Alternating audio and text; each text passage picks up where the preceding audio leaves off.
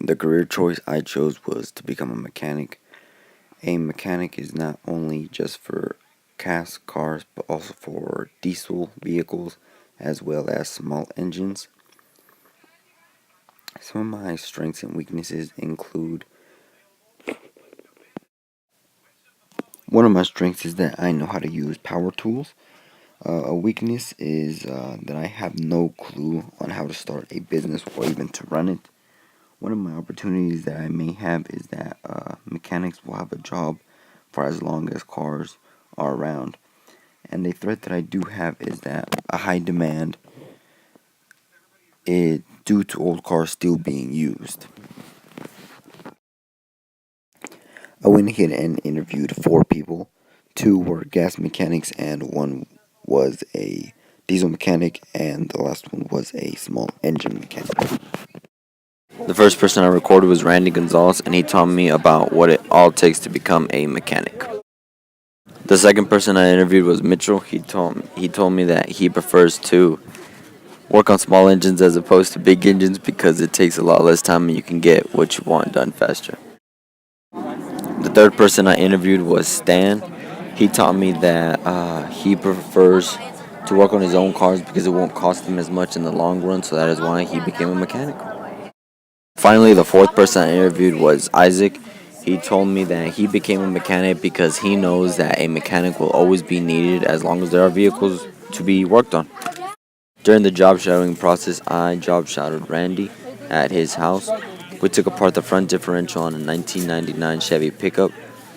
I learned that without the front differential, a regular 4x4 pickup would not work, which is needed very much. Hi, my name is Mitchell Fisher, right? I'm a good guy. I work at True Value as a small engine mechanic. Speak about your career. Speak about my career. Yeah, just a summary of your career. Okay, well, I really just basically just take small engines apart and fix them. So, for example, there's carburetors on engines. I take all them, rebuild them, and then put them all back together.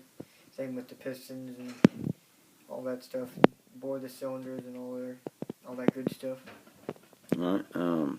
How has math played a part in the success of your career? Math is a good thing to know as a small engine mechanic.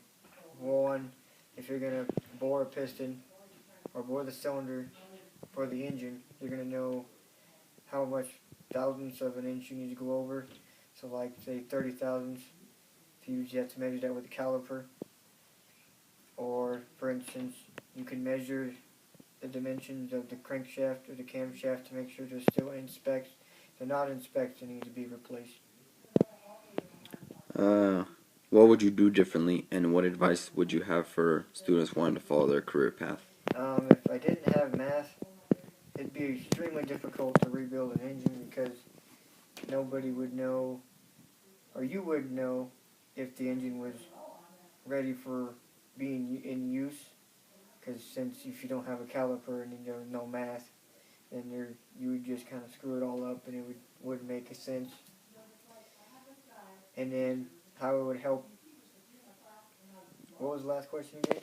What advice would you have for students wanting to follow their career path? The advice I would be I would just stay in school and learn that math stuff because math is in everything, man. That's it?